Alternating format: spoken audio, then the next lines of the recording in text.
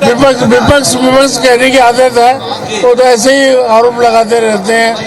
तो आपने सुना, ये सत्यनारायण शर्मा थे, कांग्रेस के वरिष्ठ विधायक, जिन्होंने बताया कि किस तरीके से ये बजट जो है सही बजट। हमारे साथ ब्रिजमोहन अग्रवाल जी। ये बजट जनता के विश्वास को तोड़ने वाला बजट है। जिस मुख्यमंत्री ने 4 साल में जनता का विश्वास नहीं जीता, अब वो क्या विश्वास जीतेंगे। इन्होंने 18 लाख गरीबों के आवास के लिए कोई प्रोविजन नहीं किया है, जल जीवन मिशन के लिए कोई प्रोविजन नहीं किया है, 4 साल तक नौजवान बेरोजगारों को बेरोजगारी भत्ता नहीं दिया, उसका 1,20,000 रुपए होता है और गरीबी रेखा का नीचे 6 लाख माना गया, इन्होंने 2.5 लाख रुपए कर दिया है। तो ये बजट जो है जनता को धोखा देने वाला बजट है और इनके पास तो पैसा है ही नहीं। प्रावधान है, कितना प्रावधान है, व्यवस्था की गई है, कितनी व्यवस्था की गई है। तो इस बजट से जनता को कोई फायदा नहीं होने वाला है।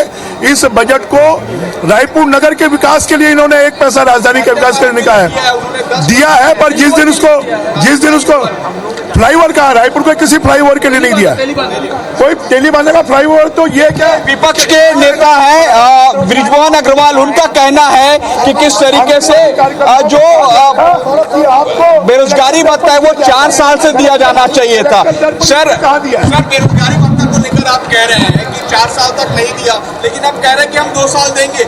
कब 2 साल कहाँ देंगे? ये जीत रहे हैं, मतलब आप देखिए, ये तो इस सरकार के ऊपर जनता का विश्वास उठ गया। सबको मालूम है कि ये बजट चुनावी बजट है और ये पूरा नहीं करने वाले, खाली धोखा देने वाला बजट है।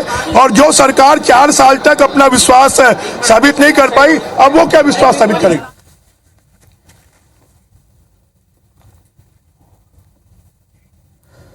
तो भूपेश बघेल के कार्यकाल का यह आखिरी बजट माना जा रहा था और यह कहा जा रहा था कि भरोसे का बजट है, बजट पेश कर दिया गया है, कई महत्वपूर्ण घोषणाएं की गई हैं। वो घोषणाएं भी लगातार आपको IBC 24 दिखा रहा है और चूंकि अब प्रतिक्रियाएं भी लगातार निकल के सामने आ रही है। कांग्रेस पार्टी के तमाम विधायक कह रहे हैं कि ऐतिहासिक बजट है और इससे पहले कभी इस तरह का बजट पेश नहीं किया गया। तो दूसरी तरफ भारतीय जनता पार्टी के तमाम विधायक कह रहे हैं कि जनता के भरोसे को छलने का काम किया है और सिर्फ लोक लुभावन घोषणाएं की गई हैं और कई सारी ऐसी घोषणाएं हैं जो पहले हो जानी चाहिए थी, लेकिन चूंकि चुनावी साल है लिहाजा अब की गई। लेकिन मोटे मोटे तौर पर 1 लाख करोड़ से ज्यादा का यह बजट पेश कर दिया गया है।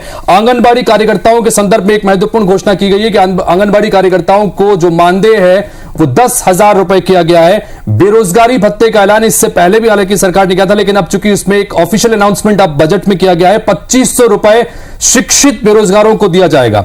और इस वक्त हमारे साथ में इस पर बातचीत करने के लिए खास पैनल मौजूद है। मेरे साथ में कांग्रेस पार्टी के नेता प्रवक्ता नितिन भंसाली जी हैं, हमारे साथ में अमित चिमनानी जी हैं, भारतीय जनता पार्टी के नेता हैं, प्रवक्ता हैं और साथ ही मीडिया सेल को भी देखते हैं। और हमारे साथ में बातचीत करने के लिए अश्विन गर्ग साहब हैं जो कि उद्योगपति हैं और लखन चौधरी जी इस वक्त हमारे साथ में जुड़ रहे हैं जो कि अर्थशास्त्री हैं और साथ ही हमारे साथ में कृषि विशेषज्ञ मितुल कोठारी थोड़ी देर में जुड़ेंगे। आप सभी का बहुत बहुत स्वागत है। सबसे पहले मैं चर्चा की शुरुआत करना चाहूंगा नितिन भंसाली, जाना चाहेंगे आपसे कि भरोसे का बजट इसे बताया जा रहा था, अब बजट पेश कर दिया गया है, क्या राय है आपकी? देखिए, 100% भरोसे का बजट है। भूपेश है तो भरोसा है। जिस प्रकार इन 4 वर्षों में जन लोक कल्याणकारी कार्य सरकार ने किए हैं और वो धरातल पर नजर आ रहे हैं। ये बजट केंद्र सरकार की बजट के जैसे हवा वाला बजट नहीं है, ये जमीन पे दिखने वाला बजट है जो कि दिख रहा है। इसमें हर वर्ग का, प्रदेश के किसान का, युवा का, बेरोजगारों का, माताओं का, बहनों का, कर्मचारियों का, हर वर्ग का देखिए इसमें ध्यान रखा गया है और एक बहुत ही शानदार बजट बनाया गया है। कहा जाता था बेरोजगारों को बेरोजगारी भत्ता कब देंगे, मुझे मालूम है इस डिबेट में ये बात 100% आएगी। उसके पहले ही मैं बोल दूं कि भाई हमने रोजगार देने का काम किया है इस प्रदेश में और हम तो ये चाहते हैं कि बेरोजगारी रहे ही ना।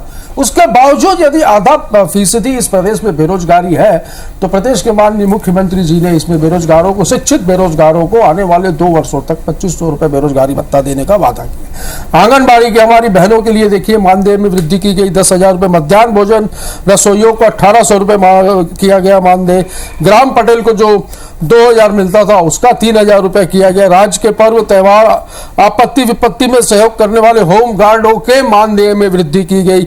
सीएम कन्या विवाह जो होता है, मुख्यमंत्री का विवाह योजना जो है, उसमें 25,000 रुपए दिए जाते थे, उसको जस्ट डबल करते हुए 50,000 रुपए किया गया।